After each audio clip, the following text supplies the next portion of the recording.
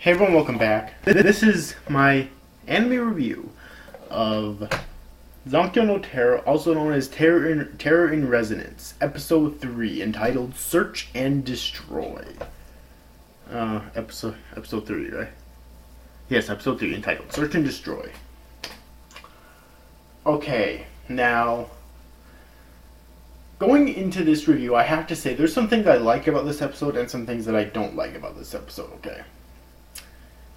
Now, I think that the series being so short is going to bite the creators in the ass later on. And the reason I say this is because we're already 3 episodes in, and we're not really getting a whole lot of, like, there's definitely foreshadowing, but not really on motives, if you know what I mean. Like, why are these 2 kids basically committing terrorist acts, you know? And it's only going to be 11 episodes long, so it's kind of worrying me that being so short is going to bite in the ass. Who knows? Maybe there'll be maybe they're planning on having a cliffhanger at the end of the series so they can have a season 2 later on. Who knows? So I'm not going to jump to conclusions just yet, okay? I'm just saying from my point of view right now, it seems like it's going to bite him in the ass later on, but I could be completely fucking wrong. Anyways, though, back to actually what I like and don't like in this episode. I've heard a lot of people... First, what I don't like. I've heard a lot of people saying that they think that the dialogue in the series is reminiscent of Death Note. Okay, and I have to disagree, for the most part. The scenes with investigators talking in Death Note and the scenes with investigators talking in this series is vastly different, and personally, I'm not a huge fan of them, at least so far in this series. I thought they were much better done in Death Note. Okay. Like, really, I did. And I don't know, they just aren't grabbing me. Like, I always got interested in listening to the investigators talk in Death Note. The members of the SPK and whatnot. I guess maybe part of the reason why is because before too long, actually with only a few episodes into the series, Kira, aka Light Yagami, started working directly with them. So it created like an interesting dynamic there. Here though we don't really get that, okay? And, you know, this seems like the kind of series where they're not going to allow a fucking kid to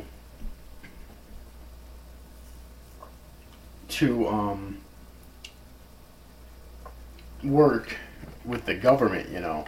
And really, I think in Death Note, the only reason Light Yagami was allowed to do that was because his father, Soichiro Yagami, was an investigator that was a very well-respected investigator there, you know. But so far, we haven't really been told yet that there's anything like that with these kids in this series. Like, they have close relatives or close friends that are in the investigator units, let alone them being put on this terrorism case. So yeah, so really that is kind of dull. Although some people have said that with that one investigator basically telling to the camera, telling off whoever the terrorists were, because obviously they don't know who the terrorists are, is kind of reminiscent to Light and L. I can kind of see that, although still I thought that Kira and L doing that was still more engaging in Death Note. Well, we're only 3 episodes in, so again, I'm not going to jump to conclusions here, okay? So yeah, I do really like in the series though, which I really like it in a series, and I praise Death Note about this as well, that we know both sides. We know the people who are on both sides, you know. Now, that one chick that was introduced in episode 1 is in this episode, but she doesn't really seem to be doing anything. Makes me wonder if they're just... I really hope she does something in the future of this series, or else it would make me wonder why the hell they even wrote her into the series to begin with. You know, if she doesn't even do anything at all. So I really hope that she does do something in the future of the series, but... Another thing is that the animation isn't as good as in the previous 2 episodes. The previous 2 episodes, especially the first episode, had amazing animation. Unfortunately, the animation isn't as good in this episode. It's not horrendous animation, but it's not that good either, which is kind of disappointing. But then again, well, I guess I can't really. I guess I can't really defend them because it's only going to be 11 episodes long. But it's not something I'm going to really gripe on too much because to me, animation isn't everything in anime, okay? But it is something that's still worth mentioning. Now, overall, I enjoyed this episode. I did. The end was really where I got hooked into this episode. Where basically they know now that it's these terrorists who basically stole the plutonium in the first episode, which they kind of assume that already, I think, but they know for a fact now that it's them. And, I mean, 9 and 12 don't really seem to be too alarmed by this, though, which is actually really kind of interesting. They actually seem to be glad that they know. I guess they're the type of anti-heroes where they'll, well, so far we don't know if they're anti-heroes or not, but they might be, though. Guys, they're the type of anti-heroes who like to have a good challenge. Okay. And in this episode, we get to see again how they really don't seem to like to kill people. Because they're giving these fucking riddles. And the riddle is solved so the bomb is defused so no one's harmed. But even in the last episode, when the cops weren't able to solve the riddle, which, by the way, in this episode marked the first victory for the cops over the terrorists, 9 and 12, okay. But, anyways, though, in the last episode, even though the cops weren't able to solve the riddle in time, the 9 and 12 were able to get everyone evacuated out of the building so no one was killed. So it seems like maybe they're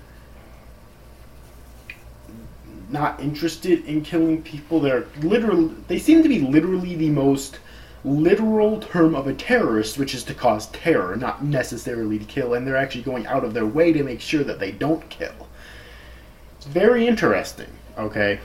Even though 12 kind of, I think it was 12, kind of almost killed that girl, or threatened to kill that girl in the last episode, and the episode before that, still, it seems like they're trying to avoid killing at all costs, which is a very interesting character dynamic for them, okay?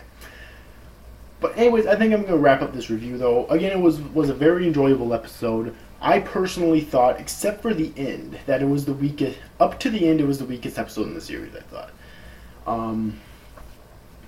Although that end actually does make it my favorite episode in the series so far, although it did take a while to get there, obviously. So anyways, overall, I hope you enjoyed this review, guys. That's it, guys. Thanks for watching. Bye-bye.